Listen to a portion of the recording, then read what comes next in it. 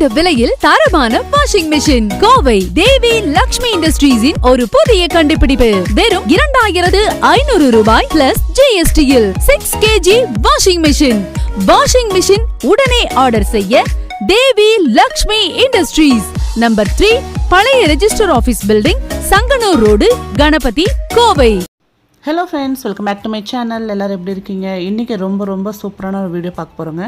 அதாவது ரொம்ப ஈஸியாக சப்பாத்தி எப்படி பண்ணுறதுன்னு பார்க்கலாம். லாஸ்ட் vlogல வந்து நான் சப்பாத்தி பண்ணுறப்ப நிறைய பேர் வந்து சப்பாத்தி மேக்கோட ரிவ்யூ கேட்டிருந்தீங்க. அண்ட் அதில் எப்படி பண்ணுறது அப்படின்னு கிட்டேருந்து காட்டுங்க, டீட்டெயிலாக காட்டுங்கன்னு சொல்லி கேட்டிருந்தீங்க இல்லையா? ஸோ அது இன்றைக்கி பார்க்கலாம்.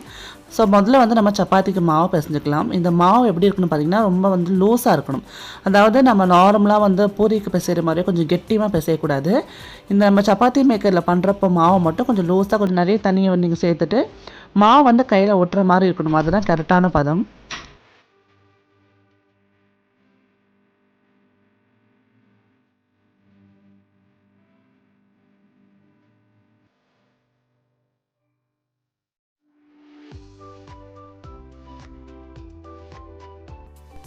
இப்போ வந்து நிறைய நம்ம தண்ணி சேர்த்துட்டு மாவை பிசைஞ்சு வச்சுக்கலாம்.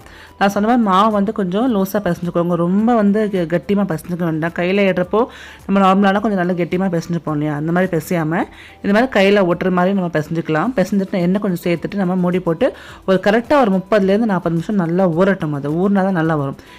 நான் வந்து பார்த்திங்கன்னா chef master brand roti maker தான் யூஸ் பண்ணுறேன்.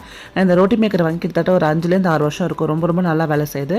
எனக்கு ரொம்ப சாட்டிஸ்ஃபையாக இருக்குது. அண்ட் இப்போ பார்த்திங்கன்னா இந்த பாருங்கள், மாவு நல்லா ஊறிடுச்சு. ரொம்ப சாஃப்டாக இருக்குது. உங்களால் ஃபீல் பண்ண முடியுதா?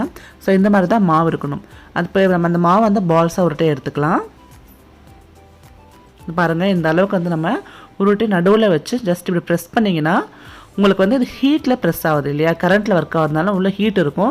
ரெண்டுமே நான்ஸ்டிக் கோட்டிங் பிளேட்ஸ் அப்படின்றதால நடுவில் ஹீட் நல்லாயிருக்கும். ஸோ அந்த ஹீட்டில் உங்களுக்கு சப்பாத்தி ரொம்ப மெலிசாக நல்லா வந்து உங்களுக்கு தின்னாக வந்துடும். இது பாருங்கள், கையில் எடுற மாதிரி வந்துடும். நல்லா ஷேப்பும் இருக்கும். ரொம்ப நல்லாயிருக்கும். நிறைய டைம் சேவ் ஆகும் நம்மளுக்கு. ஸோ இதில் வந்து நீங்கள் சப்பாத்தியை பண்ணிட்டீங்கன்னா அந்த சப்பாத்தி வந்து ரப்பர் மாதிரி இருக்கும். அதனால் நல்லா இருக்காது. நீங்கள் ஜஸ்ட் வந்து இதை ப்ரெஸ் பண்ணுறதுக்கு மட்டும் யூஸ் பண்ணிக்கோங்க. இது வந்து உங்ககிட்ட இருக்குன்னா நீங்கள் இந்த மெத்தட் யூஸ் பண்ணிக்கலாம். இல்லை புதுசாக வாங்க போகிறீங்க அப்படின்னா இதில் வந்து சப்பாத்தி நல்லா வராது. ஸோ நான் ஜஸ்ட் ப்ரெஸ் பண்ணுறதுக்கு மட்டும் தான் யூஸ் பண்ணுறேன். ஸோ அதை யோசிச்சு வாங்குங்க, அது உங்களோட சாய்ஸ். பட் நான் வந்து இதில் பண்ணால் சப்பாத்தி நல்லா வரும் அப்படின்னு சொல்லிட்டு நான் ரெக்கமெண்ட் பண்ண மாட்டேன். ஏன்னா வந்து இது அதாவது கம்ப்ளீட்டாக நம்ம சுடுறது கூட இதிலே சுட்டோம் அப்படின்னா சப்பாத்தி நல்லா இருக்காது. ஸோ நான் ஜஸ்ட் ப்ரெஸ் மட்டும் பண்ணிவிட்டு நான் என்னோடய தவாவில் தான் நான் ஃபுல்காக பண்ணுவேன். ஸோ அப்போ எனக்கு ரொம்ப சாட்டிஸ்ஃபைடாக இருக்குது. என்னோடய வேலை சீக்கிரமாக முடியுது. ஸோ நிறைய பேர் இருப்பாங்க, நிறைய சப்பாத்தி பண்ணுன்றப்போ ஒரு நிமிஷத்தில் 10 சப்பாத்தி கடகடன்னு பண்ணிடலாம். அண்ட் இந்த ரொட்டி மேக்கரில் வந்து உங்களுக்கு பூரி சூப்பராக வருங்க. நம்ம இப்போ சப்பாத்தி பண்ணோம் இல்லையா? அதே மாதிரி தான் பூரிக்கும் மாவு எனக்கு ப்ரெஸ் பண்ணி எடுத்துகிட்டு நீங்கள் வந்து அதை சுட்டிங்க அப்படின்னா பால் மாதிரி, அதாவது நல்லா புஷ்ஷுன்னு வரும். பூரி வந்து ஃபென்டாஸ்டிக்காக வரும். சப்பாத்தி மட்டும் நீங்கள் இது மாதிரி ப்ரெஸ் பண்ணி எடுத்துக்கிறதுக்கு யூஸ் பண்ணிக்கலாம். நான் திரும்பியும் சொல்கிறேன், ஆல்ரெடி உங்கள்கிட்ட இருக்குன்னா நீங்கள் இந்த மெத்தட் வந்து யூஸ் பண்ணி நீங்கள் அதை யூட்டிலைஸ் பண்ணிக்கோங்க. பட் புதுசாக வாங்க போகிறீங்கன்னா ஒன்றுக்கு 2 வாட்டி யோசிச்சுட்டு வாங்குங்க. நான் இதை கண்டிப்பாக ரெக்கமெண்ட் பண்ண மாட்டேன்.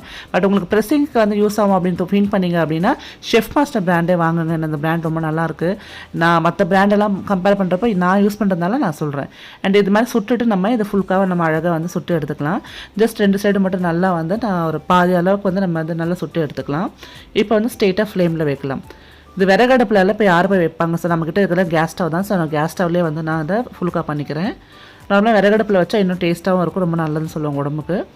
ஸோ இது மாதிரி பண்ணிங்கன்னா நீங்கள் பாருங்கள், இதுவே பலூன் மாதிரி உங்களுக்கு நல்லா உப்பி வருது பாருங்கள் ஃபுல்கா. ஸோ அவ்வளோதான், ஃபுல்கா ரொம்ப ஈஸியாக பண்ணிட்டோம். அண்ட் இது வந்து நிறைய ஒர்க்கிங் உமன்ஸ்க்கு ரொம்ப யூஸ்ஃபுல்லாக இருக்கும். ஸோ வந்து மாவை பிசைஞ்சு ஒன்றா எடுறதுக்கு பதிலாக டக்குன்னு மாவை பிசைஞ்சு வச்சுட்டு அவங்க வந்து அவங்களோட வேலையை பார்த்துக்கலாம். நிறைய பேருக்கு ஒரு டவுட் இருக்கும். ஸோ இந்த சப்பாத்தி மேக்கரில் ப்ரெஸ் பண்ணி நம்ம சுட்டால் கூட சப்பாத்தி வந்து ரொம்ப வந்து ஹார்டாக இருக்குமா, ரப்பர் இருக்குமா அப்படின்ட்டு. இல்லைங்க, இந்த மாதிரி நம்ம ஜஸ்ட் ப்ரெஸ் பண்ணிவிட்டு நம்ம நார்மலாக இது சுட்டோம் அப்படின்னா நல்லா சாஃப்டாக லேயராக நமக்கு சப்பாத்தி கிடைக்கும். ட்ரை பண்ணி பாருங்கள்.